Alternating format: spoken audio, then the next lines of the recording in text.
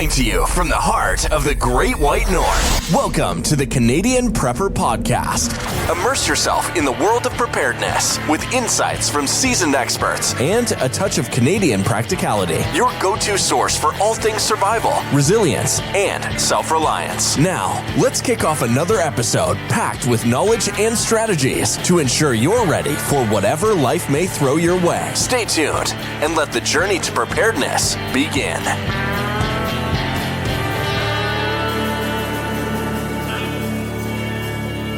Hey, welcome to episode number 270 of the Canadian Prepper Podcast. We are recording August the 10th, 2025.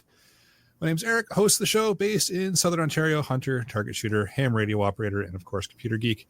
As a first responder, witnessed an over-reliance on emergency services during major events, and they started a small preparedness company to help people get better prepared for at least 72 hours, if not longer. And I'm Jeff. I'm based in Central Ontario. I'm a target shooter, ham radio operator, general overall handyman, and the weather nerd. My name's Bear. I'm a tactical beard owner, base t-shirt merchant, government critique, and the reason we hit the explicit button. Awesome. And I'm Chris Gilmour. I guess I'm the guest here tonight. I'm a modern day homesteader, an outdoor guy. So, hunter, trapper, like growing food. I've also worked in modern emergency and disaster management. And I mentor and teach people in the outdoors and consult as well as in emergency disaster preparedness. I'd say returning panelist because you've been on before. I have. Yeah. I don't remember what we talked about. It was so long ago, but I was here a number of years ago. It was a while ago, but welcome back. Yeah, it's great to be here. Yes. So if you want to help support the show, buy some swag. We have the Canadian Prepper Podcast t-shirt and the tactical Velcro patch at prepperpodcast.ca. All the proceeds help cover the cost of the podcast. And if you're enjoying the show, please take a few minutes and submit a review wherever you have found us. We want your feedback, even if it's good or bad. We also invite you to reach out to us and tell us something that you've learned this week. You can email us feedback at prepperpodcast.ca. All right, so we've got some cultivated content for you in this episode. We're going to start out with some recent news articles. We'll update you on our personal preps since the last episode, which was the Preppers Meet episode, actually, so a little while ago. Then we'll get into the main topic. We're talking with Chris today about outdoors stuff and growing mushrooms and all that kind of fun stuff. So we'll move into the news. Yeah, so if you're anywhere around, I guess, basically Ontario to the east, it's been incredibly dry. We haven't had rain for quite a long time. There's some active forest fires in our area. Our panelist, Terry, he's got one literally in his backyard. I know out west on Vancouver Island, Ian's got one in his general area. And I don't have a problem with, not having bonfires and not having vehicles in the woods with hot exhausts and stuff like that. But Nova Scotia and actually New Brunswick just followed suit that they have banned you from going in the woods, period. So you can't go for a hike. You can't walk your dog. You can't ride your bike. You can't take your son to the local fishing hole and have some good father-son bonding time over a little bit of fishing. And the fine is $25,000 in Nova Scotia if you're caught breaking the rule. So understand this. If you drive impaired, your fine is $5,000. If you hike in the woods, it's $25,000. Is that hiking with or without alcohol, though? Well, you could add the alcohol onto it. That's probably another couple of $100. But if you're going to go big, you might as well do the whole thing. So, it's caused quite the stir. That's for sure. It's So is this in Canada or China? Yeah. Just to clarify which country. So here's the funny part. In Nova Scotia, after the ban come out, there's a festival in Halifax. So after the ban come out, this festival put on their website that their fireworks were still a go. It had been approved. They had a safety plan in place, and they were still allowed to have fireworks. And it went crazy online People Well, I are like, guess so. okay, I can't walk in the woods, but you can shoot flames in the air. Like, give me a break, whatever. So obviously the outcry was so bad that late on Friday night, they put a thing out and saying, okay, you know what? Yeah, we're gonna cancel our fireworks. Well, Makes sense if you're going to set the tone the way they did, right? It's crazy, but I don't know. Yep. It's one of those things. I'm still kind of looking at it, going like, like Jeff said, I get the whole idea of banning fires at some point in time. You have to, but it's a little heavy-handed if I'm going to be honest. But I don't know. But also the crazy part that we're not even going to deep dive, but we should mention is even if your property has woods, you can go, but don't have company over and go in those woods. Yeah, it's because then that fine also, right? So like they didn't just shut down regular paths; they're literally shutting down your backyard. But that's a whole other conversation that's tomorrow night. That's potentially what we're going to talk about tomorrow night. But that's a good one for that's a good one for CPP Monday edition for sure. Yeah, we're not going to go too far down the political rabbit hole here of that, but it is interesting to see. It is. I guess I think it's a touch over heavy-handed, but it is what it is. Again, like we said, like fires, common sense, and I mean, like, don't get me wrong, $25,000 fine. As far as I'm concerned, in this kind of weather, if you're stupid enough to go out there and light the fire, make it $50,000.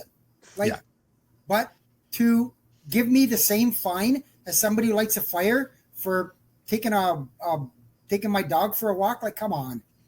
Yeah. But anyways, I'll stop my rant right there. I agree. I'll take what I have. Yeah. Let's go. Fair enough. Yeah. We'll leave it at that. We're mad about it. Doesn't make a lot of sense, but it is what it is, right? Yeah. Rules are the rules. So, with that, let's move into what we've done lately for preps, and it's been a little bit since we've caught up with everybody. So we'll kick off with Jeff here. Yeah, I could have pulled an Ian and gone on for half an hour over what I've done in the last month, but I'll keep it. He does that just for the last week. Yeah. Well, yeah, that's true. Although I will say I did not make a CGN deal, so. Okay. But I continue to work on upping my game after what happened with the ice storm, and especially around my propane. And although I did fine, I found that major gap there, so I continue to add propane tanks when I find the right deal. On the ice storm thing, I'm just continuing to do more property cleanup.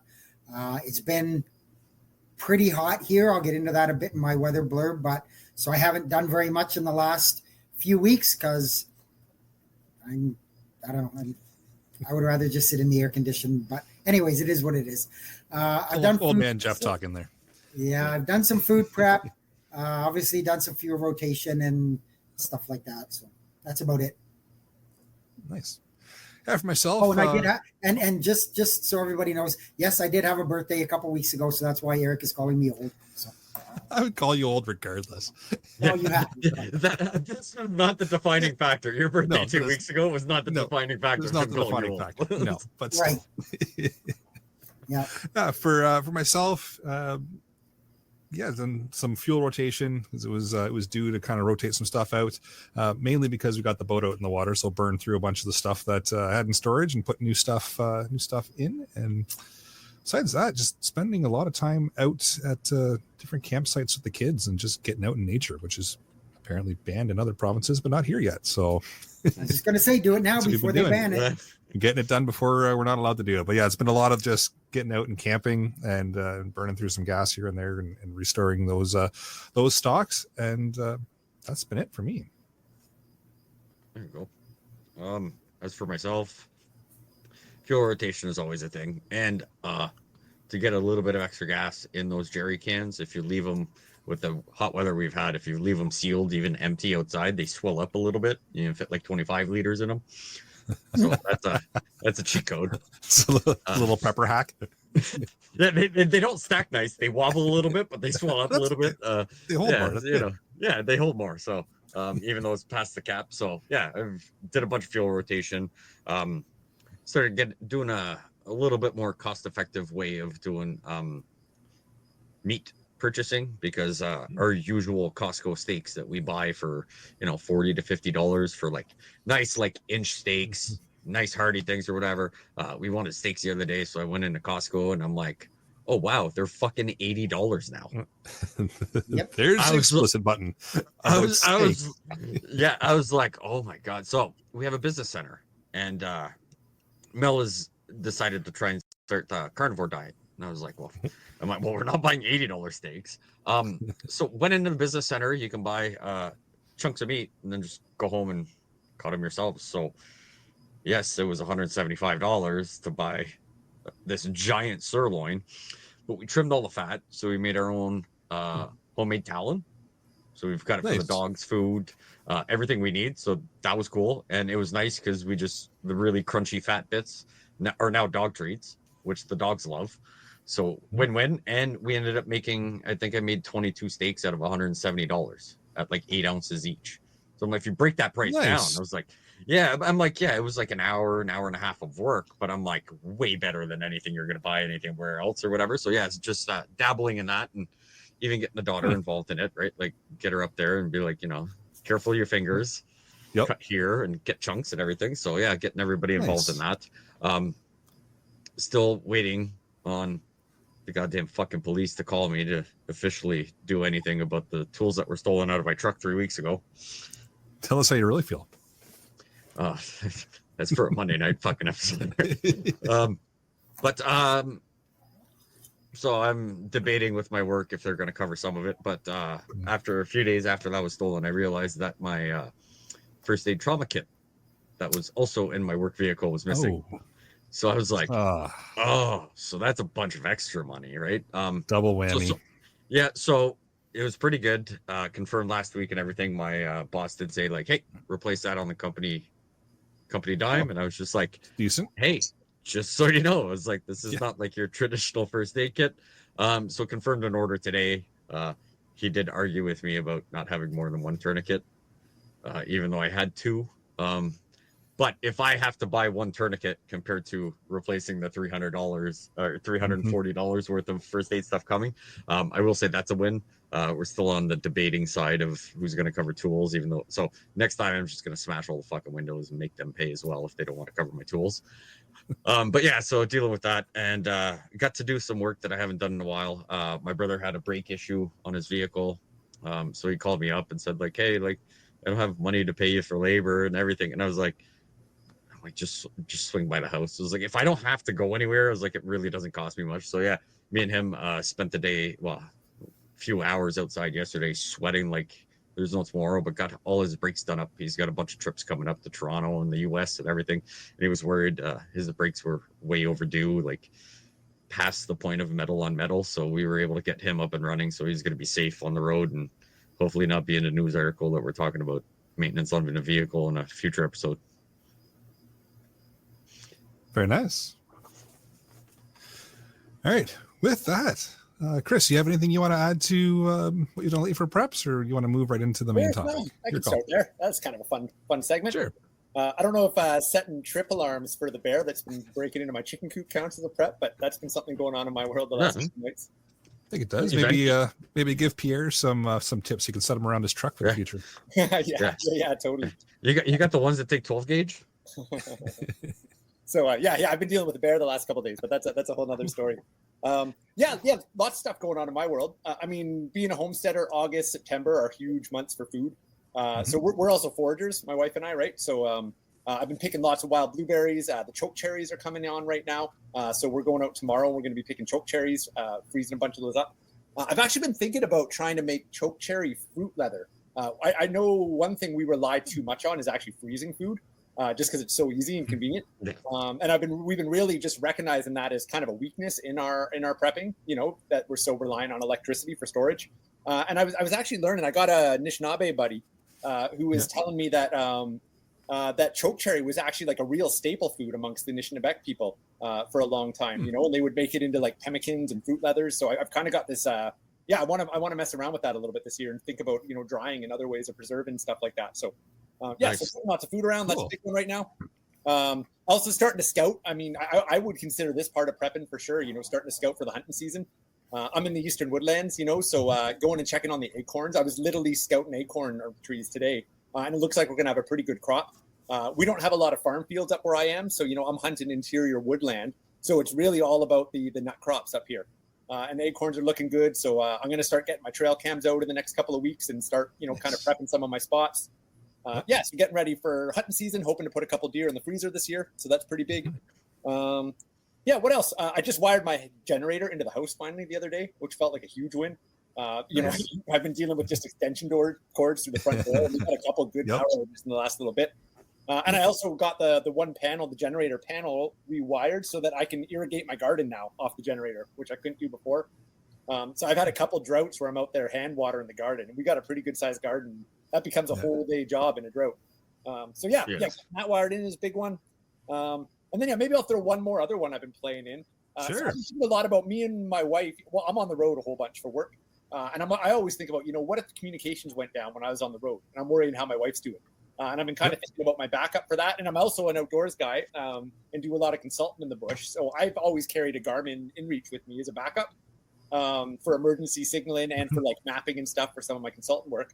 But we actually got a second InReach for my wife. And we've been messing around with the satellite communication, you know, because I can see a lot of different scenarios where phone and internet might be down locally. But, you know, the InReach satellite system is still going to be up and running. So to be on the road and actually have that as kind of our like plan B or plan C communication, just to say like, hey, everything good, I'm on my way, or leaving home, meet here.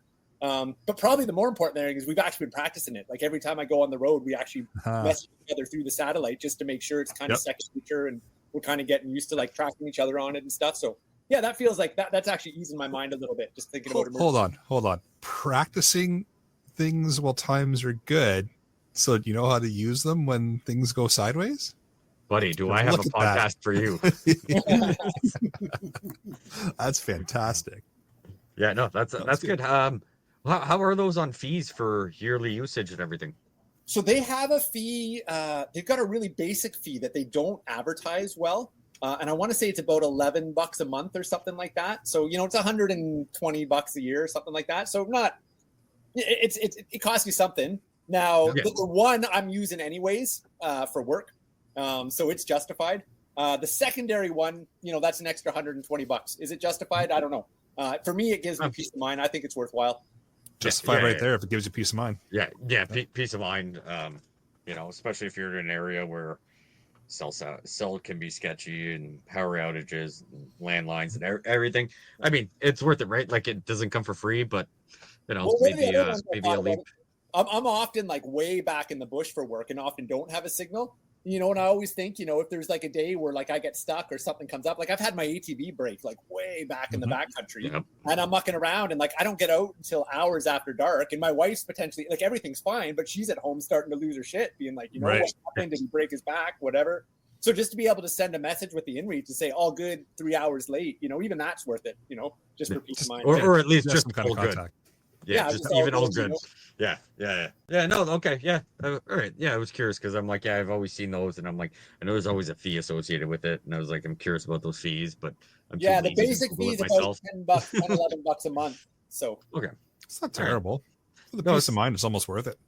Especially in your scenario where you're like out in the middle of nowhere a lot. Well, yeah, and then the other thing that comes with that is the ability to actually signal for help, like anywhere, right? And Garmin, I don't fully understand how it works, but Garmin has a team that will basically help with organizing the response. Because, you know, like if I call EMS, you know, I might call something in, but I have no idea what's going on. Garmin will actually stay in touch with me. They'll reach out to my family, like contacts and stuff like that. Okay. You know, if I actually got hurt way back in the backcountry, you know, and I've had some close calls back in the bush, to know that like, hey, I could message Garmin through the InReach with the push of a button. They know where I am. And now they've messaged my wife. They're letting me know updates on, you know, whether EMS is coming in or whatever. So like there are some really cool perks like that, you know. And they do all the heavy lifting for you so you can concentrate on what's going on in front of you. Yeah, totally. So for me and my lifestyle, it definitely makes sense. Now, probably the addition, because I've had that for a while, was getting a second one. which is not really being utilized except for emergency comms. But again, it's my wife, so $120 a year for that peace of mind seems worth it to me. Yeah, I'd say totally worth it.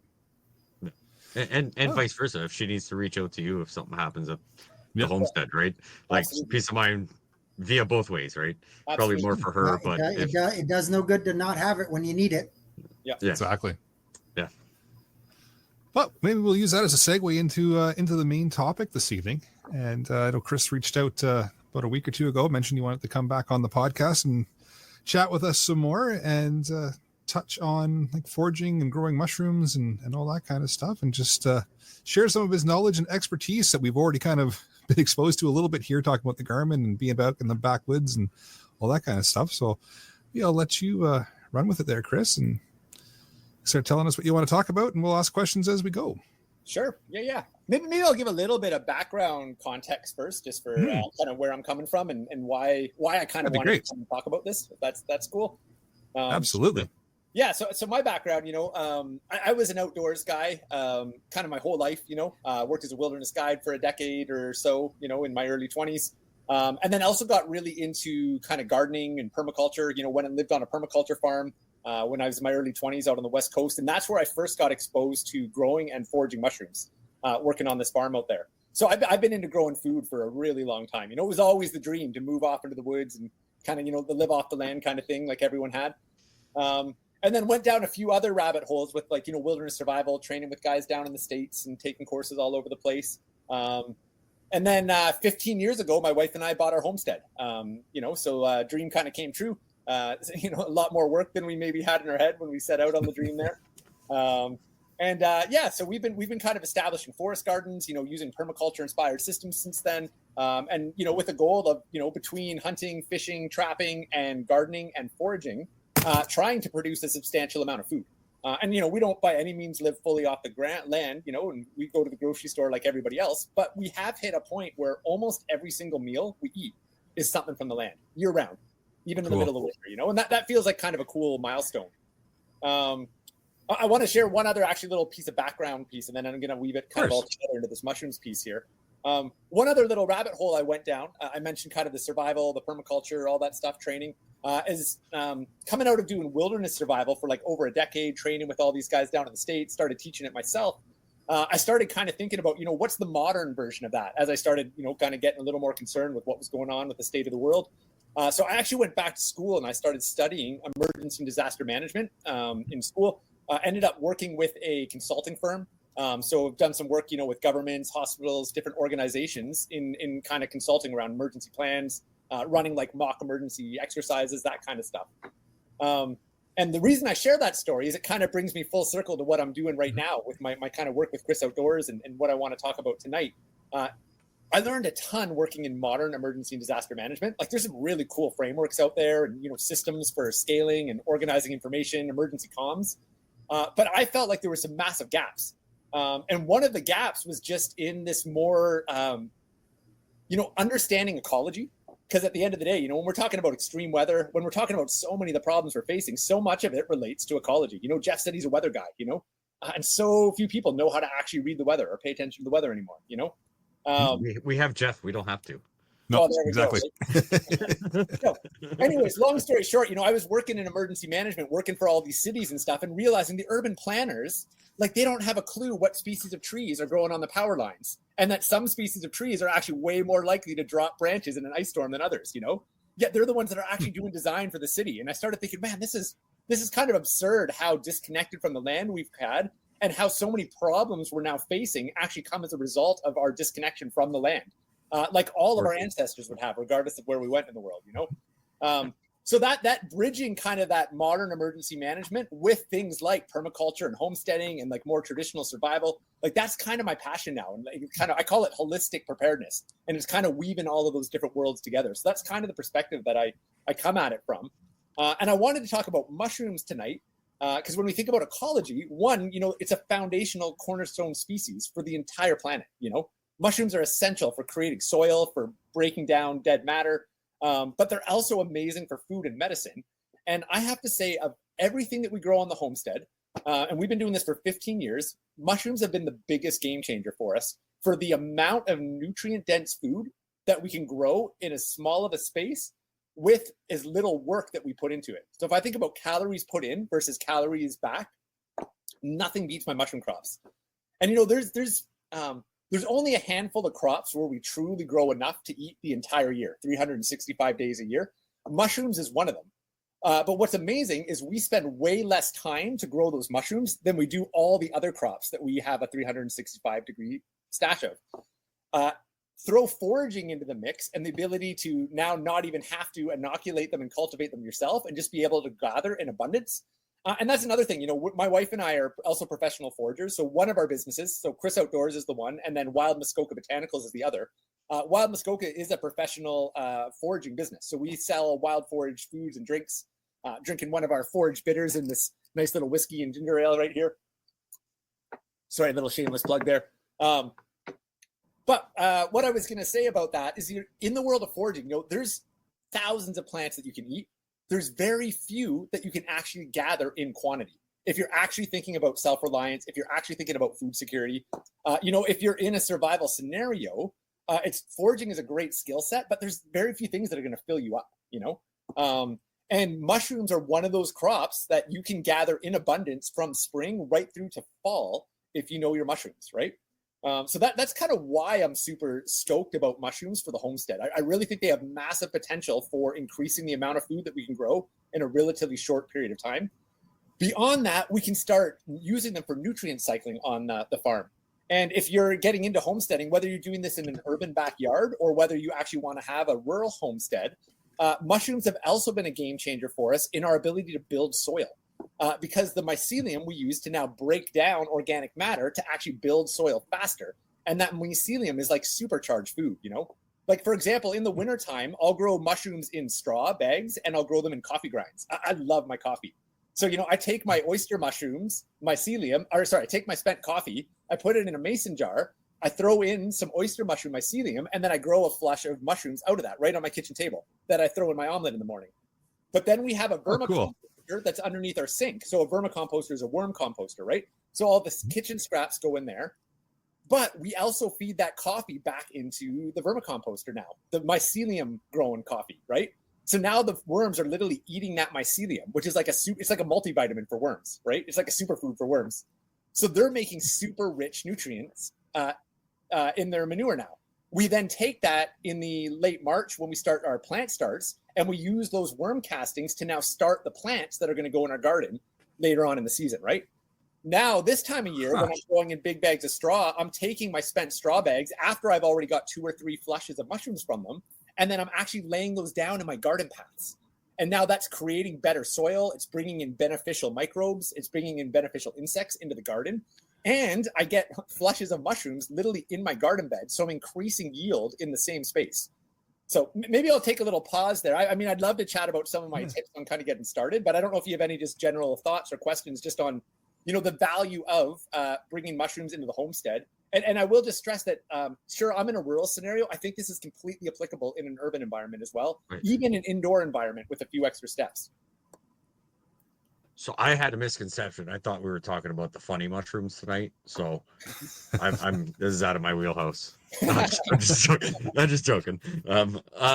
You use a lot of words that I don't understand. But I can see my wife is in the chat and she's asked a few questions. There's actually quite a few questions that I've seen in here. You want to back me up on any of those words too, because I'm sure other people are listening and saying, "What the hell did he just say?" So I'm happy. Yeah. Like she's up. She wasn't up earlier, so I came on, and now she's sitting in the kitchen. So like, I might tap out because she will have so much more questions to ask because she understands what you're talking about. Like I understood what you were doing. Like you're growing mushrooms, then you're using everything, and I'm like, okay, I do other stuff. That's what my wife does.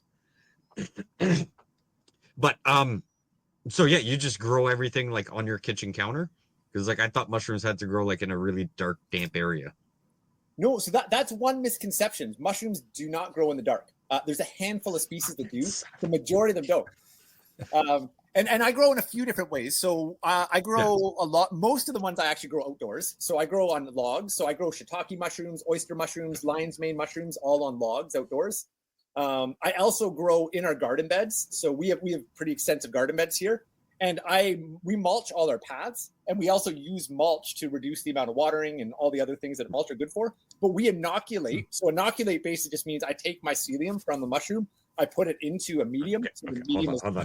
What's that word mean? Mycelium. Mycelium. Yeah. Yeah. Perfect. Oh, this is a great question. I always kind of forget to start with some of the basics. That's super important. Oh, you're gonna start with the basics with me. Don't worry about that. No, all good. I'm sure a bunch of people are asking this question. Yeah. So a lot of people think about the mushroom as the organism, right? Because that's what we see. So you're walking through the wood and you see a cool mushroom growing out of the ground, or you see it growing out of the tree, or you're in the grocery store and you're like, okay, there's the mushroom aisle, right? The mushroom is not the organism. The mushroom is the reproductive organ of a way bigger organism. So mycelium is actually the organism. And maybe a good analogy would be, think about an apple tree, right? The apple isn't the organism. It's the apple tree, it's the roots, it's the leaves, it's all of those things. And then when the apple wants to reproduce, it grows an apple. And the apple is the seed. A mushroom is kind of like the seed for the mycelium. Most of the time, the mycelium, you don't actually see it. It's growing under the ground, it's growing in the leaves, it's growing in the trees, in the dead matter, right? It's literally breaking down and eating carbon, which is why it's so important in the ecosystem. And then once it's actually consumed its food source, which is the dead tree, the leaves, the whatever, it says, okay, now I'm ready to reproduce, and it grows a mushroom, which is what we then go and harvest for food or medicine, right? But the mycelium is actually a way, way larger organism. There's mycelial mats that are the size of football fields under the ground, and you would never even know they're there, but they're literally the size of a football field. One organism, right? And maybe once a year, it produces a bunch of mushrooms. The rest of the year, you don't even see it. So we're actually talking about like fungi or mycelium, the mushroom being the reproductive organ. So I stand by not eating mushrooms because it just sounds like you're eating genitalia of the woods. Is what you're getting at. In a nutshell, in a really weird way of explaining it. That's so do you eat apples? Because I just made the apple analogy. So if you were eating apples, yeah, but the apple sounded a lot less weird. Well, fair enough. But technically, if you're eating apples, you're eating reproductive organs, dude. Okay. I'm never looking at apples or mushrooms the same ever again. All of a sudden, we're all starting the meat Here, let me throw up another diet tomorrow. I'm gonna jump into another misconception. Go for it, Chris. Yep. I remember. So I got a quick question, if you don't mind, Chris. Oh, sure. Yeah. Jump in. I'll come back. So you mentioned about the mushrooms on like old logs and stuff like that. Do you actually plant them on there, or they just grow on their own? No. So when I'm foraging, I'm going and finding logs where they're growing on their own. But what I actually do is I inject the mycelium so I go and drop the log myself, and then I inject the mycelium into it. And that sounds like a lot of work, right? When you think about it, because I got to drop a tree down, I got to buck it up with the chainsaw. But literally, it takes me a couple hours to cut 20 logs, let's say. My shiitake logs will fruit for up to 9 years without me doing anything else other than inoculating them. So compare that to something else in the garden, like tomatoes. My tomatoes, like I literally plant a seed in a little pot under a light, and then I need to like add fertilizer, and then they get bigger. Then I need to move them to a pot, and then I grow them a bit there, and then I need to plant them in the ground, and then I need to weed them, and then I need to prune them, and then eventually I get a tomato off there, and now I need to preserve it. Like, it's a lot of work to grow tomatoes.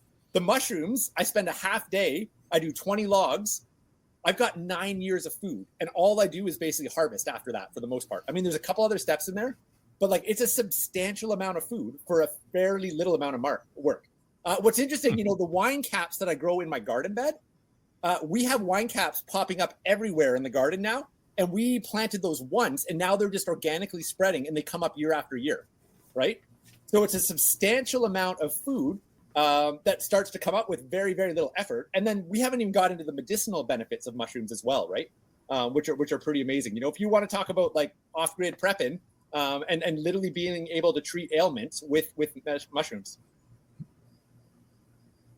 We're going to go down that rabbit hole. I know this is kind of maybe a rabbit hole to go down, but wild mushrooms, do you have to be careful sometimes picking them? Can they be toxic or? Oh, there's a ton to know with wild mushrooms. It's not a beginner's game. You know, it is something you want to take on slowly. But what I will say is, you know, it's just like plants. And I don't know if you guys ever got into like foraging or anything like that, or even, you know, honestly, even hunting and trapping, you know, like when I go, so I'm a trapper, you know, I snare rabbits in the wintertime. I catch beavers. You know, I'm a hunter. I shoot deer. When I kill wild meat, I look at the liver. I look at the kidneys. I look at the organs. Like there is risk with wild meat, you know. Some wild meat, you know, when I'm eating deer, I have no problem eating a deer that's still red in the middle, you know, that's rare. I would never do that with a black bear, right? You can get incredibly sick from eating rare black bear. Like black bear has to be cooked well done.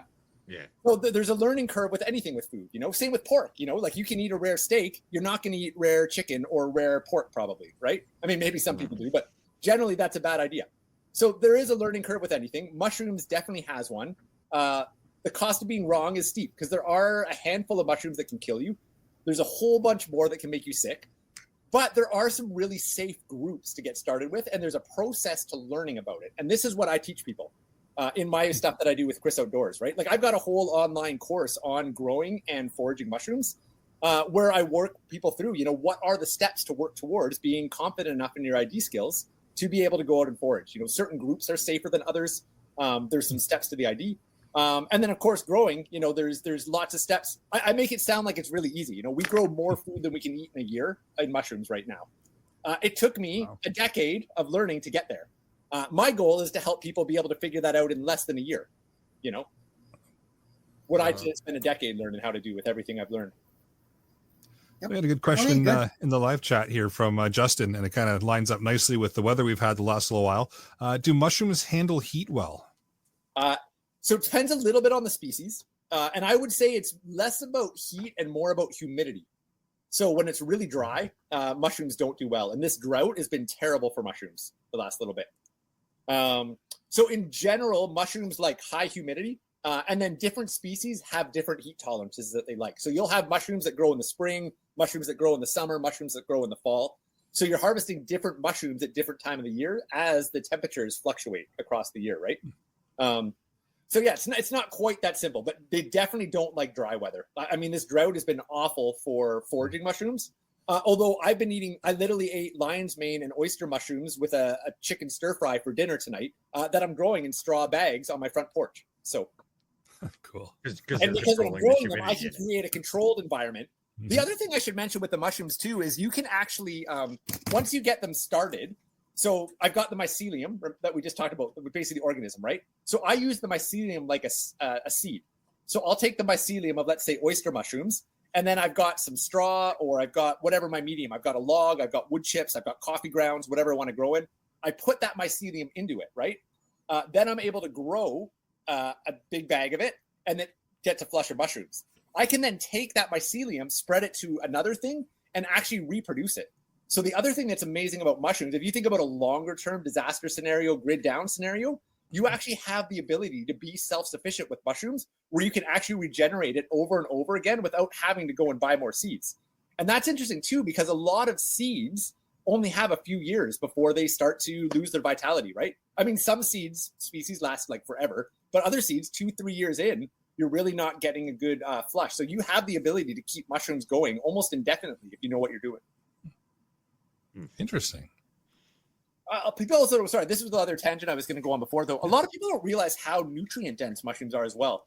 And, you know, when I first started learning about mushrooms, like I think about the white button mushrooms that we're familiar with that, you know, you buy in the store. And I don't know that those are super nutrient dense, you know. Probably not, because they're at the store. Yeah, well, and that has something to do with it too, right? But when you get into like things like shiitake mushrooms, oysters, like shiitake are actually an amazing source of vegetable protein. Now, I would way rather join you, Pierre, with that nice chunk of beef and have that steak for my protein. But I'll cook those shiitakes on the side. If you don't have the steak, though, like you literally are getting a substantial amount of protein from those shiitakes compared to what you would most other plant foods. So out of kind of non-meat things, they're one of the higher protein sources. They're actually full of micronutrients. You know, a lot of people in Canada, we now know, are especially in the North Country, are deficient in vitamin D. And of course, vitamin D is huge for our immune system, for fighting off infections, fighting off, you know, all kinds of things. Mushrooms have a very high amount of vitamin D. If you're eating mushrooms regular, you don't need to take vitamin D supplements to boost your vitamin D levels, right? get into the whole realm of medicinal compounds, they really are fantastic. What you're getting from them. Okay, so a few questions that I'm seeing. So don't want to leave anything out. Do you companion plant with any of your mushrooms? Have you noticed any gains in your garden? Like you're still getting mushrooms, but gains in the rest of your garden with certain mushrooms and certain other veggies in your garden beds? I think so. I haven't studied it scientifically enough to actually say 100%. So it just looks like it. So you're like, yeah, that's it. Like, well, it's kind of it's observational based, right? Yeah. So we've been running the garden for 15 years. We just started doing the wine caps about maybe 6 years ago. These are the ones that we actually inoculate into the mulch. So one thing I'll say is, we're absolutely increasing yield in the space that we're already growing. Because you imagine your squash plants, right? Like squash plants grow huge. Oh, geez, they take over everything. They take over everything. Yes, Squash are one of the really important plants that we grow from a homesteading and survival perspective, because you can actually grow a substantial amount of food that you can put away for the winter, right? And again, not everything, like my cucumbers, like they peak for 2 weeks and then they're all rotten a week later. Yep. Squash, the squash I'm growing, they're lasting right through into March and April, right? So squash is a super important homestead species, but they take over everything. They take up a lot of room. We can grow wine caps underneath the squash. So now in the same amount of space, instead of just having squash, I've got two different crops. I've got squash and I've got wine cap mushrooms. The other two things I can say for sure are the soil has gotten much better since we started growing wine caps under those beds, because the wine cap is actually helping break down that straw and basically creating a natural fertilizer for the garden beds. In turn, we are getting bigger squash plants and we are getting higher yields from that. Just better nutrients, food. Where I can't answer that question for sure, I can tell you we're getting higher yields because we're growing mushrooms there. I can't say whether it's just from soil building or if there's that companion plant symbiotic relationship that the person's asking about. I suspect that there actually is. I can't prove that. So there's the observational piece, but absolutely we're getting higher yields because of it.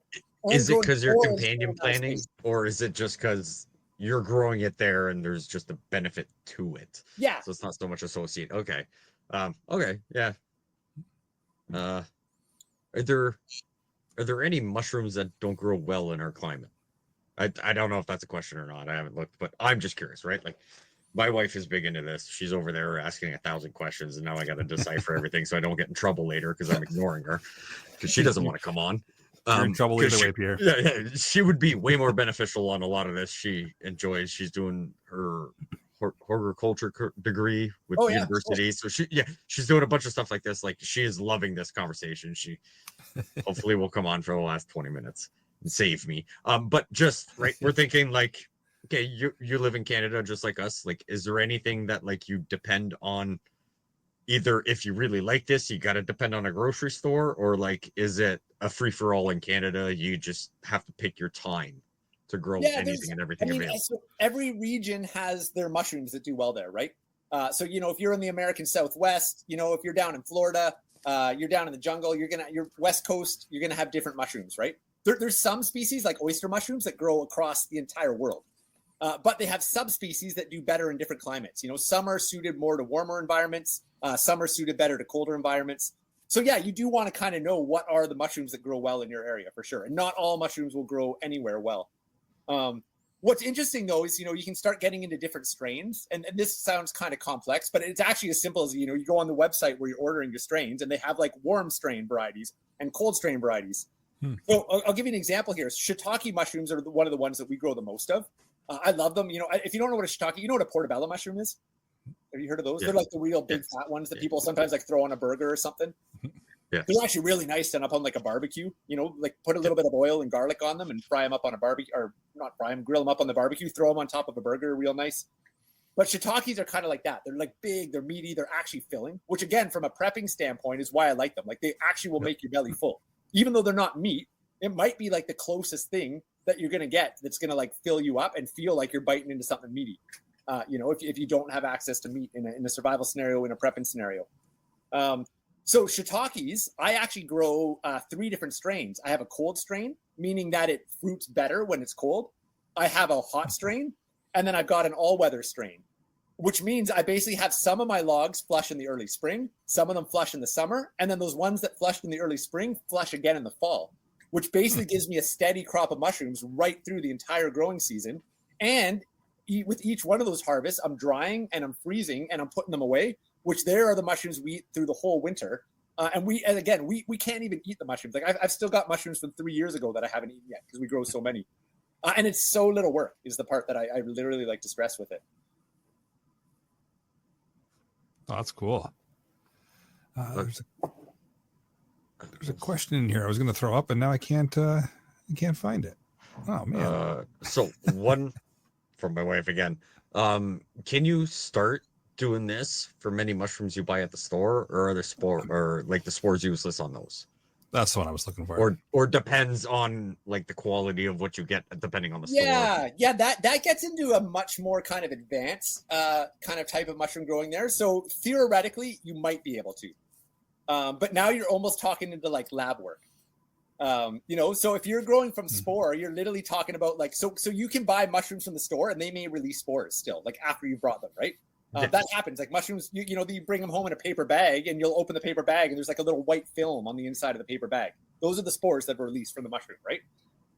If you know what you're doing, you can take those spores, you can put them into a petri dish with a little bit of agar, and you can start to grow them out on a petri dish, and then you can move it into like a grain spawn, and like it's a whole thing. It's like lab style stuff, super complex. That's not what I would suggest as the beginner way to get into doing it, or the kind of prepping way to get into it. I buy, so there's all kinds of mushroom grow companies. Here in Ontario, there's a great place, Heartwood Mushrooms, that I buy off of. There's another place called Grow Mushrooms Canada that I buy from. So I basically buy like these massive bags of mycelium. And then I use that mycelium to go and inoculate my other projects. So I put those into the logs, I put them into the straw, I put them into the coffee grounds. And then in my course, my online mushroom growing course, I basically teach people how do you buy one of these bags. You buy the bag for $30, but then you turn it into $300 or $3,000 worth of mushrooms by spreading it out and growing it over and over again, right? So I think that's a more practical way. And you can still reuse those spores, obviously, over time, right? Yeah. There's a little bit of a learning curve. Like it does get a little bit more technical with that, but yes, you can start reusing them over and over again. And there are ways you can start to take wild mushrooms and cultivate them and create new mycelium to grow more with as well. Yeah, like you go and you harvest them, and then I think you let them sit out for like a day or two or whatever, so that the spores start to surface, and then you can smack them down on a table or a piece of paper or something like that. And I think release the spores. If I'm standing to be corrected, but I'm still learning mushrooms. Yeah, there's a handful of species you might get away with that. The thing is that so a lot of mushrooms are really susceptible to molds and bacterias, right? So if you don't do everything super clean. Even though in theory that works, there's a good chance that it won't. But when you start to learn what the really aggressive mushrooms are, and one of the reasons I teach oyster mushrooms as a starting point, oyster mushrooms are very common in the environment here, and they're one of the most aggressive growing myceliums. So I've actually taken oyster mushrooms, chopped them up into little pieces, rolled them up into a piece of cardboard that's wet, and stuck it in a plastic bag and let it sit for a week. And you open it up, and that cardboard is now full of the mycelium. Now you cut that into little squares, and each one of those is like a seed to now go inoculate your next project, or basically like plant like you would a seed. So yes, you kind of can do what you're talking about, but that does start to get a little more technical at that point. Fair enough. You can use like a clean surface, like if you were to sanitize glass, or like a stainless steel type of surface. Yeah. You're often, when I'm doing my mushroom stuff, like I've got a little alcohol spray bottle. I'm spraying everything down with alcohol. Like you're being very meticulous around all those pieces. That's the same thing with doing the horticulture practices that I do. Oh, by the way, hi, I'm Mel. Hey, nice to meet you. With the horticulture practices that I do, it's the same thing. You want to make sure your area is sanitized and your tools are sanitized too, because if you are cleaning up a plant that does carry a disease, you don't want to transfer that one onto the next one. So it's almost the same concept as that, which makes sense, right? Because like you are technically, like you said, developing these seeds, and those genetics are going to transfer within those spores. Yeah, absolutely. So yeah, and there's ways that you could go and buy a mushroom from the store and actually clone it. But again, this is kind of petri dish Kyle stuff. So I could buy a mushroom from the grocery store. I could put it, let's say, get a little plastic box, that's totally sterile, put on some rubber gloves, alcohol spray, the whole thing. And then inside of that box, cut that mushroom in half with a scalpel that's been sanitized, cut a little piece out, put it into a petri dish with a little bit of agar, which is like kind of just a sugar compound. Sugar, yeah. And the mycelium will start to eat that and grow on it, right? And then once you get your petri dishes full of mycelium, you can now spread that to the straw, spread that to the different things. I mean, again, I'm kind of oversimplifying it, but absolutely you can go that way. I dabbled in that stuff. Sorry. Is that their main food? Do they go searching for sugars? Yeah, they go searching for carbon, and carbons are made up of sugars. Fair enough. Right? Yeah, and are released from majority of the plants at nighttime too. So is that when they do majority of the growth? Is that where like maybe that quote unquote myth of growing in the dark happens? Because a lot of plants do release the carbon at night.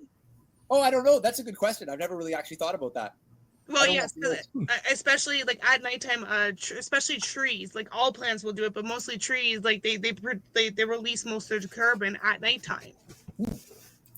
Yeah, I don't know. I've actually never thought about that. That's kind of interesting. And the mycelium too, like it connects the believe it or not, they will actually connect from one tree to another, but they'll connect the grass, the dandelions, all that stuff, and they transfer the information from one tree to another. So it's basically like underground internet cables, if you will. Like it's pretty flipping cool once you get into all that stuff. Oh, it's so rad when you start. That's what I started this whole talk off talking about how mycelium and mushrooms are like a cornerstone species of the planet, right? 100%. Like literally, our ecosystems rely on them. You take mycelium out, everything collapses. There is no more humans. There is no more trees. Like they're that important because they're basically what breaks down nutrients, makes them bioavailable. They're what help build soil. I mean, along with bacteria, but they're like, just like you said, tons of trees and plants actually rely on their symbiotic relationship with the mycelium for survival. So trees will, you've got the tree roots, but then the tree roots are connected to mycelium that reach over to the next tree and reach over to the next plant. And it spreads nutrients, it exchanges information. So we talk about the internet for keeping humans in touch. Mycelium is like the internet of the forest. And there's tons of, that might sound out there. You can find all kinds of scientific data to back that up. Especially when you go based into arboriculture, which I've touched base on, and the arboriculture does state that it's like you got your one mother tree that's like your main internet hub, if you will, and underneath that mother will actually send out all its ancestor knowledge. So if it's a 200-year-old tree, can you imagine what it's feeding off to all the other trees? And they actually recognize their kins.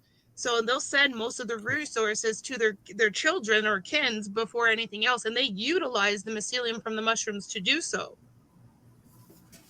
Neat. We've got a good question in the live chat here from Dave, just in regards to can you combine different mycelium in the same space? Yeah, so they're not going to like mix and grow with each other. I make growing chambers. So when I'm growing indoors in the wintertime, and this is something that you could literally do in an urban apartment. Like you could have a constant flush of mushrooms going year round in an urban apartment. So I will have 2-3 different species kind of growing in the same area, but they're not eating the same food. They're kind of separated from each other. They're just in the same general area. So the myceliums are not mixing with each other. Now that does happen a little bit out in the wild, but the simple answer to your question, Dave, would be no, you don't really do. You're not growing the same mycelium in the same medium, meaning the same food source. You can grow them in the same space in close proximity to each other, though. Cool. Let's see if we got any other questions in the live chat here. But I guess one question that everyone's going to ask is just for the beginner, what's the best way to kind of get into this or really start to get exposed to the whole growing of mushrooms and getting into the space? Yeah, I mean, if you're interested in this, probably a good starting point is you can look up one of those companies I mentioned, Heartwood Canada. They're out of Manitoulin Island, or Grow Mushrooms Canada, and a lot of them sell mushroom growing kits. So it's literally like a block of mycelium, and it shows up in the mail, and you cut a hole in it, and you mist it, and the mushrooms grow out of it. And that's a great way just to kind of experience it and learn. You'll pay like $30 for one of these kits. You might grow $30 of mushrooms. So you're not going to actually save any money doing it. You're not thinking about self-reliance. You're not really thinking about prepping. But if you just want to experiment and learn, it's a pretty cool project. You're gaining knowledge, right? And like you said earlier, they don't necessarily have to be in a dark, damp place, do they? No, you don't want them in a dark place. No, you want them in indirect light. Okay. So, I grow them on the front porch of my house. Now, if you're growing them indoors, you do want to be careful with the spore release, right? Because it's not good for us to breathe in large quantities of spores.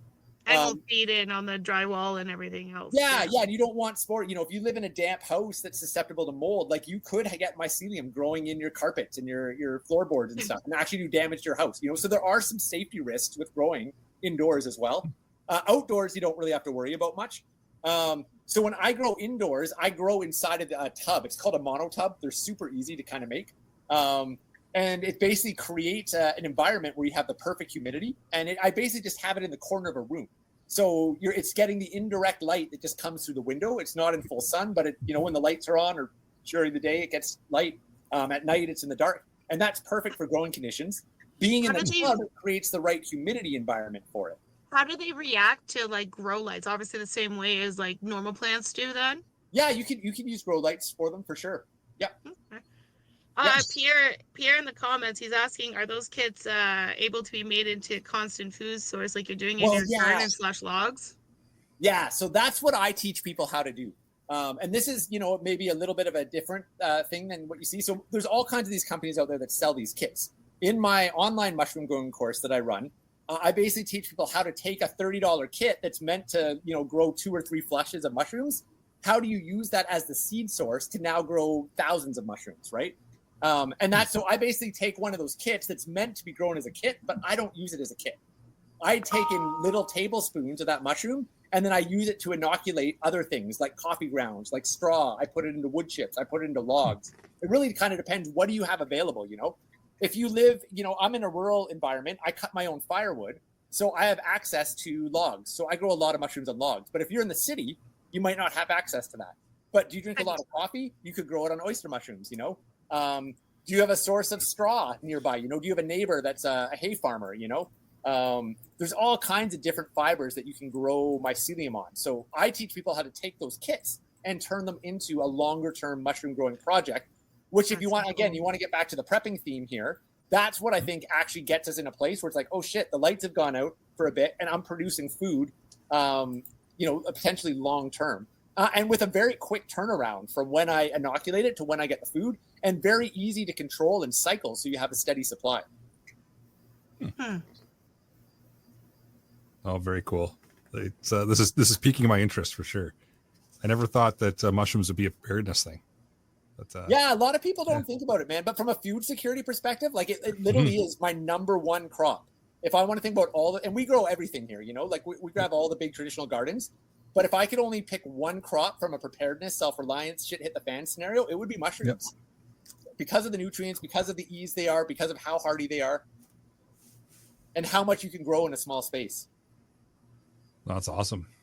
Pierre's got a good, another good kind of segue question here. Where are all these courses available for people who might be interested in this?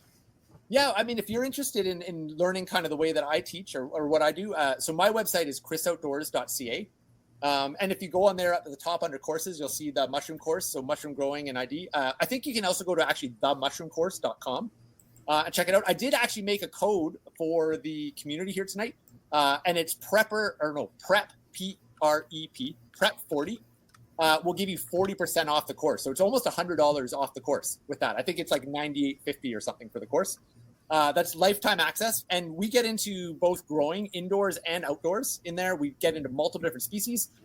We also have live guest expert specials where we actually dive into. So for example, I had a guy in not too long ago and he did a guest talk on making medicinal mushroom extracts from lion's mane mushroom. And interesting enough, this guy has been doing a whole bunch of research on people with concussions and post-concussive syndrome and seeing amazing results treating people with post-concussive syndrome with lion's mane extract and getting some really, really great results. And, we all probably know somebody in our life that's had a concussion that's been life-altering. And there's some very, very promising research. Also things like dementia and Alzheimer's disease. Lion's mane mushroom specifically, there's some amazing clinical research coming out showing lion's mane's ability to restore the neural synapses in our brains and stimulate those electrical signals and actually help slow down the onset of things like dementia and Alzheimer's.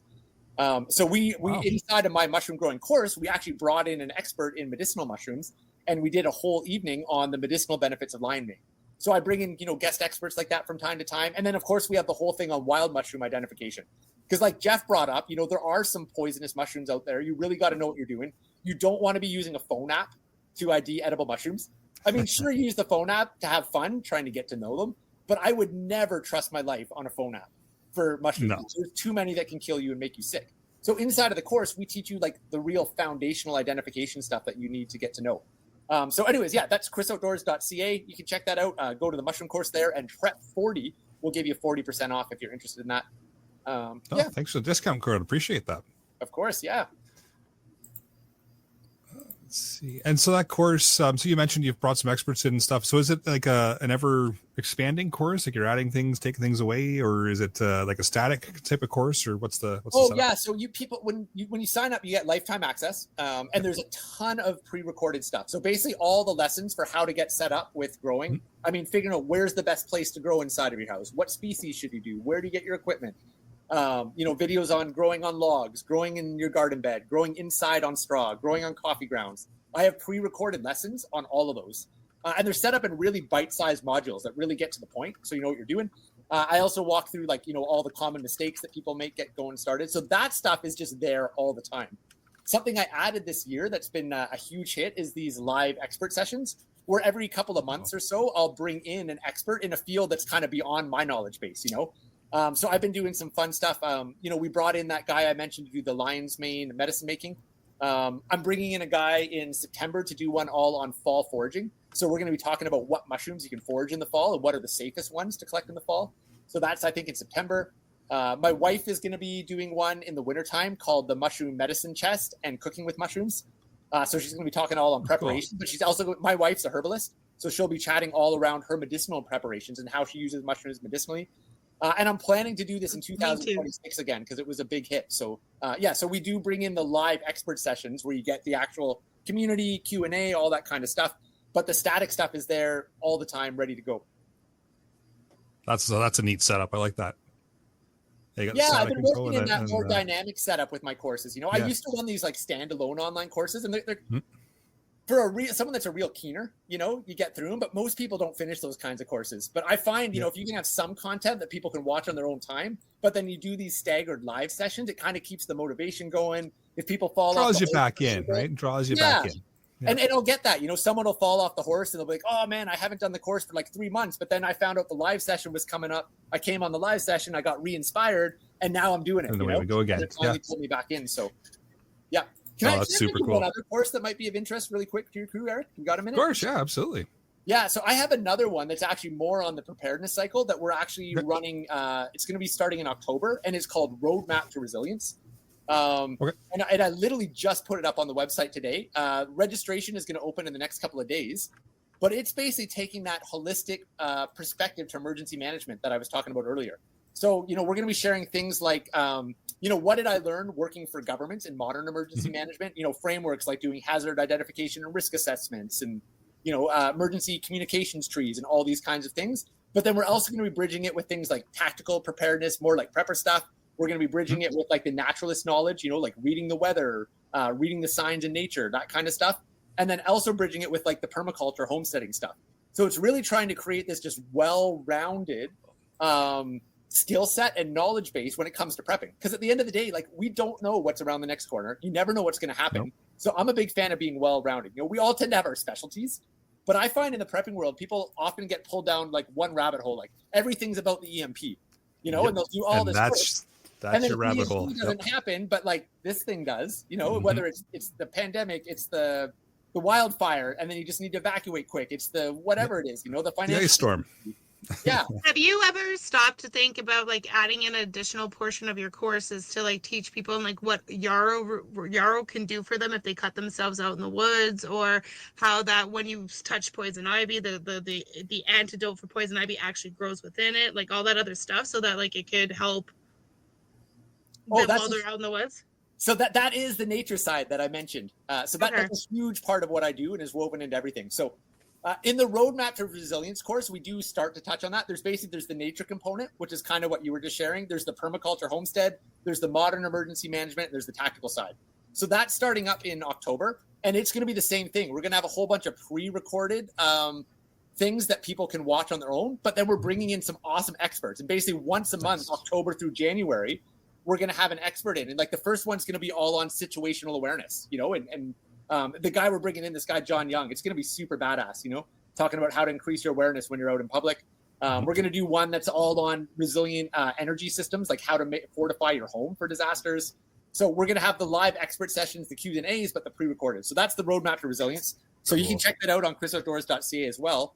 And just to answer that other question there, you're saying about, all the plant stuff, like yarrow is good for this and poison ivy remedies. A lot of the in-person stuff I do is like that. So if you ever want to come up to the homestead, we actually do run courses up where I live. So you can find that out on Chris Outdoors. And we do edible plant walks. We do edible mushroom walks. My wife, through Wild Muskoka Botanicals, actually runs a medicinal plants class where you come and learn how to make your own herbal medicines. And that one is 1 day a month over a 6-month period, learning how to make your own herbal medicine. And again, massive thing in the prepping world. I think, if we ever end up in a scenario where we can't go to the pharmacy for an extended period of time, the plants are our pharmacies, right? So we do teach that stuff up on the homestead as well. As honestly, I'm a huge believer on that because that's exactly what I'm using right now. I use ashwagandha for hormone balance and a bunch of other stuff that it offers, like their lemon balm and like chamomile is used to help me relax. I've been using dandelion root to help me with my diuretics. Like there's so much stuff that plants can do that people don't realize. It's so cool when you start really learning how potent they are and getting into that relationship. That's awesome. Good for you. Is your wife going to potentially offer virtuals that if someone can't make it up once a month out to your place, that like she can be on and we could like someone could watch, or I don't know if that's up in the air. She hates online stuff. So she once in a while, like for example, for the roadmap to resilience. Sorry, with the mushrooms course, she's going to come on and do an evening on medicinal mushrooms. I've roped her in, but she's probably never going to create her own online experience. She hates it. She's a forager. She wants to be in the woods. She can't do this computer thing like I do. So the online stuff is mostly me. Although in the mushroom course, all the foraging lessons actually are her. I have got her to stand in front of the camera and tell us about her mushroom stuff in front of the camera. But you probably won't see her doing her own one. But there are some medicinal mushroom lessons inside the course that are taught by my wife. Okay. And whereabouts are these in-person courses held, Chris? We're in kind of central Ontario for folks that are, so I know people are listening from all over the world. So this is very much Canada, Ontario folks here. You can go to chrisoutdoors.ca and check out all the info, or wildmuskoka.com is the forage business where we run the foraging walks in the wild medicine making program. Awesome. And of course, the online stuff is available to anybody listening. So. Yeah, anywhere in the world for the online stuff, for sure. And the coupon code, the PREP40 for 40% off is available anywhere in the world. Because when your wife teaches the medicine stuff with her tinctures and salves and all that stuff, does she teach like if everything was to shut down and you can't get like vodka off the shelf, is there another way to infuse it? Like, because I know you know what I mean? Like, yeah. So I wouldn't say those are built into her course and the way that she teaches. But I mean, you could certainly, she's a wealth of knowledge. So in the in-person, I mean, if you were to hang out with her in person, you could certainly ask those questions and she'll share when she knows the answer and be honest when she doesn't, Sounds we like have actually, I don't know whether besties. it'll happen or not, but we've been dreaming about doing kind of like a homesteading / permaculture / preparedness in-person session next summer. I don't know if we'll do it or not, but if we do run that course, that might be the kind of stuff we would start weaving into it. But we want to gear it a little bit more towards like kind of the preparedness, resilient living kind of angle of gardening, more like survival gardening and doing medicine making and stuff with that angle of disaster preparedness. You guys should almost go to the prepper meet. Cool. I've been before. It's been a few years though. Oh, it's fantastic. Well, any last minute things you wanted to talk about, Chris, or anything you wanted to get across? Just being cognizant of the time here. Yeah, geez, I don't know if there's anything else specific. I mean, I hope I didn't, overwhelm people with the amount of information. I get pretty passionate when I get going there, but I'm just stoked to be on and just open people up to the idea that mushrooms might be an awesome thing that they're missing in their prep and even beyond prepping. It's just super rewarding way to get healthy nutritional food. You can make your own medicines, which is super rewarding. So I'll just kind of leave it there. And if there's any more questions, I'm happy. Or if you want to go down some other rabbit hole, I'm happy. But I feel pretty good about that.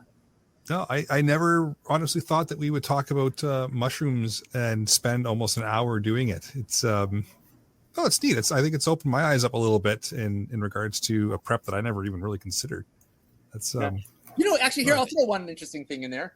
Sure. So, I hear about people, I can think of a couple guys that I've talked to before, that they've got their thing of seeds that are stashed away in their prepper stash, but they've never actually gardened before. And in their mind, just like, if it hits the fan, I'm going to go and till a bunch of soil and grow these. Mm-hmm.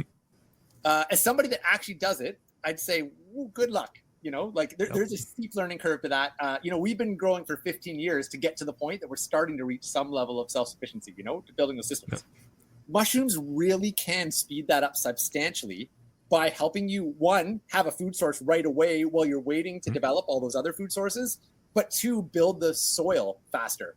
And all plants need good soil to produce yield. Growing mushrooms can help you produce better soil to produce better yield. Factor in a couple of small animals. One of the other things we do is rabbits. And I would say, actually, if I was going to give you like my top 2 or 3 things on the homestead, mushrooms are number 1, rabbits are number 2. Incredibly low amount of work, an incredibly large amount of protein. Raised rabbits are actually much fattier than wild rabbits because I snare rabbits as well. And they're very lean, and people worry about, protein starvation with snared rabbits, but domestic rabbits actually have quite a bit of fat on them. But again, the rabbits produce so much manure. It's huge for soil building. And so good for the garden. Yeah. So you could think, again, if you're thinking about, maybe you're not a gardener now, but you've got that thing of seeds, thinking that if shit hits the fan, you're going to start planting those seeds, knowing that you can use mushrooms to actually create better soil faster, and rabbits as well with the manure. Plus living soil. To think about. Yeah. Living soil is your holy grail. So and the other thing with that note. And we got one more live chat question too. Go ahead, Mel. I was going to say, and with seeds, if anybody is looking into following what Chris is offering and getting that seeds and whatever, aim for the heartloom additions, because you can always pull the seeds out of your plants or let them go to flower to create the seeds that you can always keep collecting them. So you're just buying, if you can maintain it, you're just buying that initial pack of seeds, and now you're constantly growing. But you also have to make sure, watch in for that genetics and stuff like that. So if you have a sick plant, don't collect the seeds from that sick plant, collect it from the healthy ones. But those heartloom seeds are key. We've got one question in the live chat here from Dave, and it's a good one too. Just can mushrooms be preserved or canned? Oh, absolutely, Dave. And that's how we produce more mushrooms. I've got mushrooms from 3 years ago. So we actually dry a lot of them. They dry really easily, freeze them. You can can them, but honestly, I wouldn't waste the energy and the space on canning them. I would just dry them myself. Dry them. Yeah. And then we rehydrate them all winter long. We put them in soups and stews, in stir fries. One last question, and I know Eric really wants to get off here. Well, not really get off, but I know what he's trying to do. He's trying to keep in the hour type of thing. When you go to, let's say, throw them in your dehydrator to preserve them for teas or rehydration for meals afterwards, do you need a specific dehydrator just for them? Because do they release the spores, or it's fine to throw it in the next batch? I can throw in a batch of carrots or whatever, and it doesn't matter. Oh yeah, awesome. You don't need a particular type of dehydrator. Actually, I do a lot of mine just on in our laundry room. I've got them just on screens, laid out. I've also taken them and just run strings through them and hung them. So literally cut them up in fine little slivers, and then just take a needle and thread them and just hang them. And just make sure you have space in between so that air can circulate. Yeah. So you can dehydrator does it faster, but you can absolutely air dry them. And you let me rephrase my question. You don't need just one dehydrator for mushrooms. It doesn't release spores or anything. Okay. Yeah, you can use it in the same one that you use your veggies as well, for sure. Okay. And you don't find it let's say someone puts it in the laundry room, because for me, I'm able to do what you do, run that string and hang the mushrooms in our laundry room. But you don't find that the laundry soap smell or the bounce sheets, they don't add that taste or anything into them. Oh, interesting. No, I haven't noticed that, although I'm pretty natural with the kind of stuff that we use for soap. Me too. I don't use bounce sheets and... Yeah, I haven't had any issue with drying them in the laundry room, so... Okay. Yeah, because I use the vinegar. I'm using the borax and baking soda type of mixer stuff. I don't believe in the other stuff. But I just wanted to see, because most people do use dryer sheets in the concentrated laundry soap. Yeah, That's I've something to got no experiment experience, with. but I don't think it would be a big issue personally. We need you on for part 2. Absolutely. Yeah, I'd come back. What other rabbit hole? We could go down so many. That'd be fantastic to have you back. But maybe we'll cut it there. I know we're getting to the hour 15 mark here. We got a few other segments to go through, but I do appreciate you kind of coming out and sharing your knowledge again. It's always good to have you come out, and knowledgeable guy, all kinds of good info. Like I said, I never thought that I'd be talking about mushrooms or be as intrigued as I am. Just never really crossed my mind as something that would be on the list of preparedness things. So that's now I got some research to do, some rabbit holes to go down, maybe some mushrooms to grow. Right on. Glad you're feeling inspired. Yeah, no, I appreciate it. Jeff, you wanted to touch on upcoming events? Sure. So, as I mentioned, Terry wasn't able to be with us, but the Peppers Meet this past July was an amazing success. There's a couple of people in the live chat that we met there. It was great to see them and actually meet them in person. So thanks to the wonderful hosts, the Slovenian Hunters and Anglers Club. They're just north of Alliston. Of course, all the attendees and a whole bunch of amazing presenters. Everybody, kind of pitched in and helped where they needed help. So the plan's already underway for 2026. Just stay tuned. Keep checking out the Facebook page. I'm sure the Grand Poobah Terry will be with us at some point as well to give us some updates. And it was a great time. And if you haven't been there, you really need to go. Yeah, it was fantastic. Like Pete Lost in the Woods says in the live chat here, the only problem we had was a few hecklers when we were doing the live show from the staging area there, and those hecklers were Pete Lost in the Woods. So, But no, it's a fantastic location, tons of fun. Had a lot of fun doing the live stream from there as well. That's something we haven't done before, and it worked out. And we'll try to do it again next year as well. But if you haven't got out, come on out and check it out. It's a fantastic event. And you got a weather blurb, Jeff?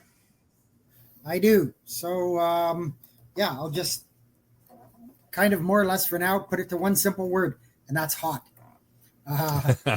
It's hot. It's been hot for a while. There's been lots of places in the plains and the upper plains of the United States that have been setting temperature records for days and days and days. Basically, long story short, how this happens, it's a high pressure system that's kind of locked in over the southern U.S. It spins clockwise, so it pulls all of the Gulf moisture, the warm Gulf air, up and into the plains and up across the top. A lot of people, they commonly refer to it as the ring of fire phenomenon. Basically, that's what it does. It just pulls that hot ring of fire air right up and around. Of course, on the flip side to that, you get the cooler air on the other side on the low pressure system that goes counterclockwise. And when those meet, that's where you get the severe storms and the bad weather outbreaks. And we've had quite a few of them, especially in the plain states and stuff like that. So, and that's going to continue for a while. I think we will see a cool down, hopefully shortly, but I don't know how long it's going to last. On the hurricane front, I was going to say it's been a very slow start to the season. We haven't had a season. We have not had a named Atlantic hurricane yet, or at least we haven't even had we've had a couple of named storms that more or less didn't even get to tropical storm status. But that's going to change. The things are picking up, especially in what they call the main development region, which is an area between Africa and the islands like the Lower Antilles Islands and that kind of stuff. And it's really picking up. I think we're going to see the first Atlantic hurricane probably by the end of this week. And just to say how late the season is, last year, the first hurricane we had was Beryl, and that was in the end of June. So, and we're already into mid-August. So, not all the models are in agreement with the exact path. Some have it not making landfall at all. I think, personally, I think there's a 50-50 chance that the storm makes it at least very close to the coast in Florida, and maybe then shoots up the coast and hits the Outer Banks and the Carolinas and that. But we'll have to wait and see. We're still 10 days out. Things will change. I'll keep updating the Discord, but it's certainly something to be aware of. And I continue, although this may not be weather related, I sort of think it is. I continue to be concerned with the large uptick in the seismic activity that's going on around the Pacific Ring of Fire. So that's kind of a tectonic plate, runs up the west coast of the United States, across Alaska, over to Russia, down through Japan, and that. It's been very active the last probably 15 to 20 days. We've had two major earthquakes in that area. We had the 8.8 in Kamchatka, Russia, and we had the 7.3 in Sandpoint, Alaska. And there's been hundreds and hundreds and hundreds of small quakes of a level 2 and higher in the last 30 days. I believe in or around Kamchatka, Russia there. I think the last number I looked at it was there's been 154 earthquakes in the last 22 days. Wow. So it's picking up, and I'm concerned. It is piquing me a little bit. It may just be an anomaly. I don't know. Are we in line for a major earthquake? I can't answer that question. I don't think anybody can. But looking at what I'm seeing, I'm a little bit concerned. Jeff, can I ask you a quick question? Sure. That Ring of Fire, does that also connect all those major volcanoes as well? Some of them, yes. Okay. Yeah, they're in and around that area. Yeah. Long and short, yes. Okay. They're close enough that. I'd love to throw an at you too, if you don't mind, Jeff. Sure, Chris. Yeah, and I don't know if you know this, but I mean, one of my passions is reading the signs of the land as well. You know, whether it's weather or like wildlife tracking, all that kind of stuff. I think it's fascinating. I'm curious, is there any connection between the lack of hurricane activity down south and the fact that we've had this hot air just sitting here all summer? And you were talking about absolutely. Is there a relationship between those two?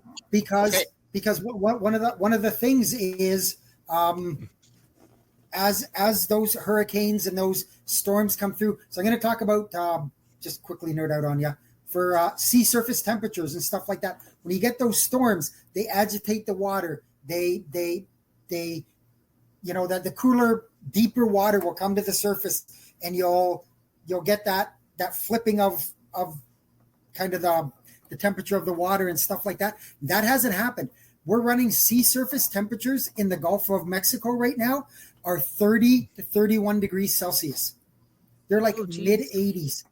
And I've said it before that's just like throwing gasoline on a fire.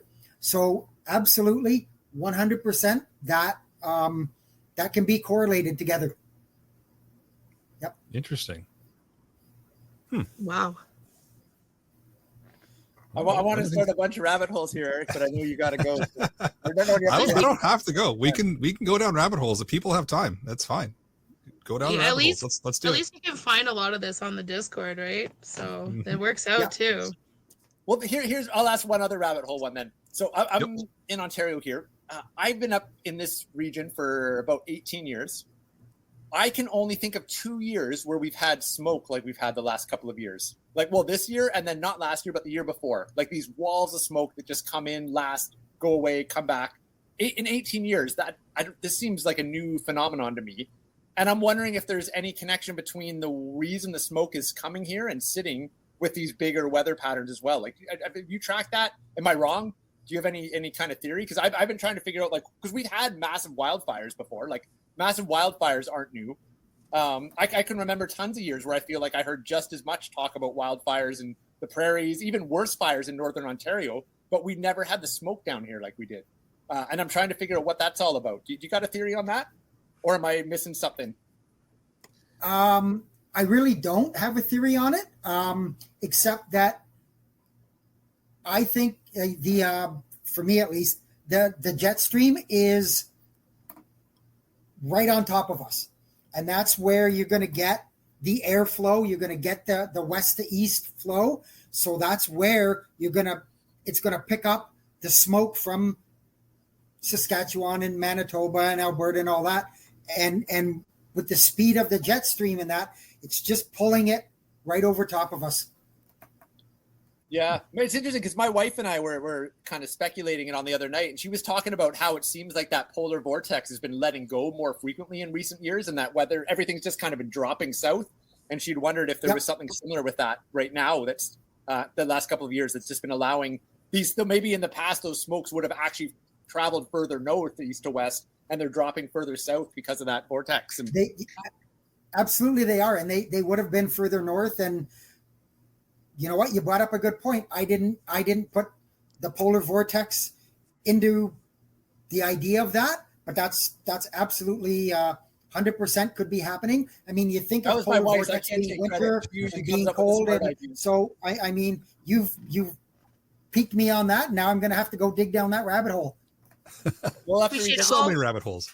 We should almost have a show just with Jeff talking about weather and what his predictions are for like the winter coming up, because this seems like everything's lining up to be one heck of a wet, ice stormy type of weather by the sounds of everything. No more ice storms, please. Yeah, I could get into that a little bit. I've just sort of started my fall, winter sort of looking at, weather patterns, steering currents, all that kinds of stuff, where we are now and were we at the same spot 10 years ago, what happened 10 years ago, how things move around. It's not just, pick it out of a hat and whatever. There's, and I'm no meteorologist by any means. I was never, I never went to school for that. Everything's self-taught. I follow a lot of online meteorologists and people like that. I pick up a lot of hints from them. And so, but yeah, like Justin said, the high over the Midwest, it's large. It is. And it is, as he said, it is pushing the jet stream more north. And that's why we're getting, like those states in the, that are complaining about our smoke. We should tariff them on it, but hey, that's a whole nother story. But they're complaining, just like you said, hey, we're getting all this smoke this year that we never got last year. Yeah, because now you've got that, the jet stream, and the high is whipping it around, and yeah, it's Justin's onto something there for sure. So that opens a question too for back to Chris, is that like with all the smoke in the air, I do know that the smoke, like that settles onto the plants and it blocks the air holes and all that stuff on the plants and all that stuff. Does that do the same thing with mushrooms? I haven't noticed. Well, this year we haven't had many mushrooms growing because it's been so hot and dry. So generally when we're in smoke season, there's not a lot of mushrooms coming out in the first place.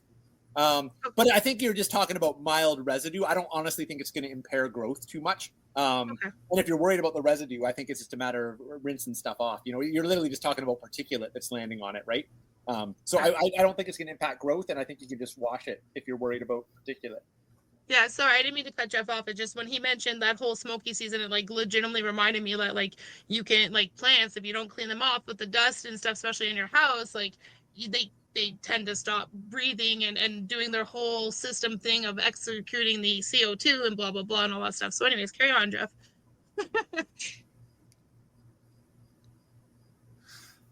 Yeah, lots of good information. That's I like how we scroll off. This is good. Typical episode. Sorry. Squirrel, shiny object. That's Sorry. good. Nothing wrong with it. That's where we get a lot of our good information, Eric, right? Eric, just that from these dog's got a puffy tail. You see the dog with a puffy tail?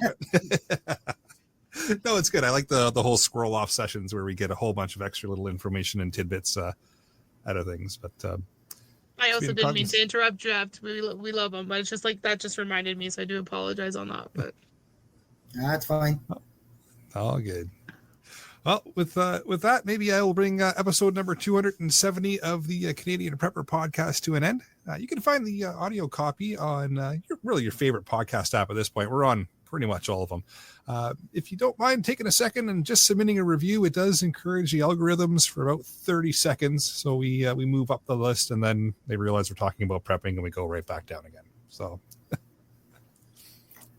And we do record these shows live on YouTube, Facebook as well, if that's your choice.